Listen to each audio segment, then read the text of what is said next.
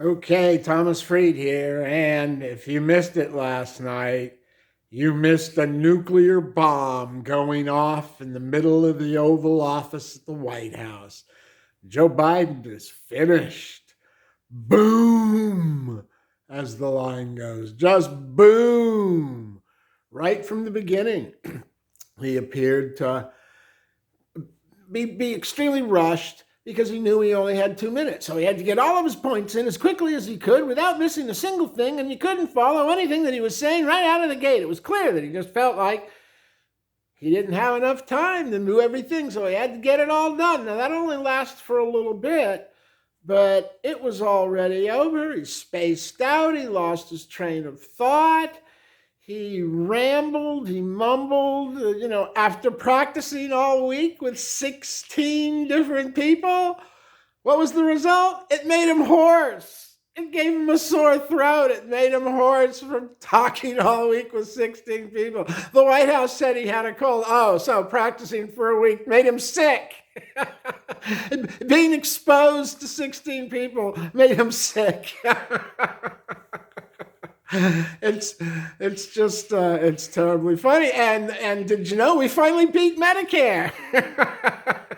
If you didn't see this, you need to look for the highlights on YouTube, on news channels. I mean, I actually turned over to CNN to see how they would be reacting, and they had already posted up that the Democratic Party is freaking out. Democrats are posting all over the country, we can't have this guy run. I mean, it was obvious. He's staring off into space. He's looking down at the floor. Mouth agape, it was on camera, off camera. He rambled. He lost his train of thought several times and just stopped. It was just probably the worst debate performance in history. Is the only way to describe that. It was just absolutely unreal. On the other side, CNN and the hosts, who everybody thought would be crooked and adverse to Donald Trump, actually did a pretty good job of being fair and impartial and holding to the time limits and the rules. The only thing I kind of noticed is a couple of times it seemed like Trump didn't get any opportunity to rebut Joe Biden's points, and Joe always seemed to be able to be given that time by the moderators. But Trump made up for it, because when they asked him the next question, he didn't ignore the question, just went and finished his rebuttal to what he wasn't able to say to Joe on the previous question. And then he moved on to the question, which a number of them weren't really effective questions. But like I said, CNN, the moderators weren't slanted. They didn't appear to be biased either way. They did a good job of sticking to the rules and not being the topic of the debate discussions the next day. Of course, that would have been impossible to do with the way Joe Biden just total flop, absolutely.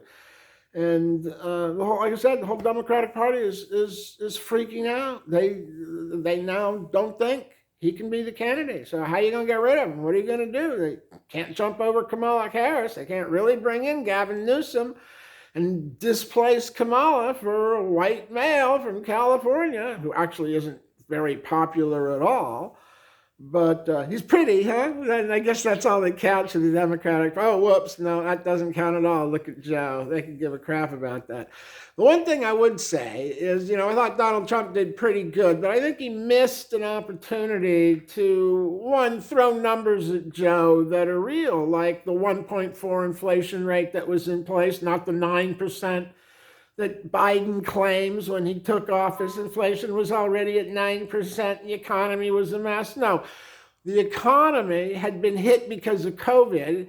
And when Biden took office, it was on the verge of a major full-scale recovery, which Biden destroyed with energy policy and spending and reversing policies. So Trump, I think, also missed an opportunity to emphasize that the way he's going to turn inflation around is drill, baby, drill. You're going to bring the cost of gasoline back down to $2 a gallon, bring oil back down to $50 a barrel.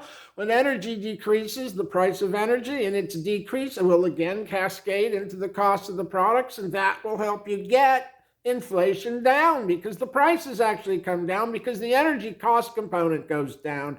And that means the stores can give back the price, because it's not really inflationary, it's cost component.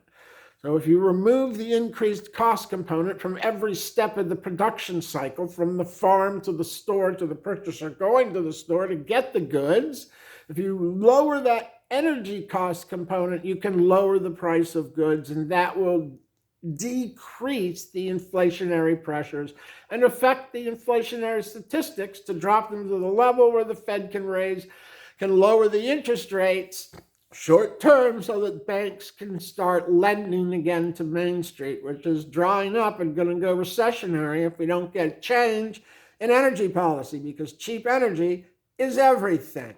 So I think Trump missed a chance to explain that and point out that the way to fix inflation is drill, baby, drill, bring energy back online. And if you don't do that, you can't fix it. And that's why you have to elect Trump, because he's going to fix it with energy policy changes.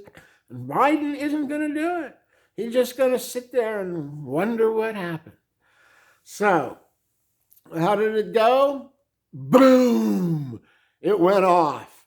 Joe Biden is done. He's cooked.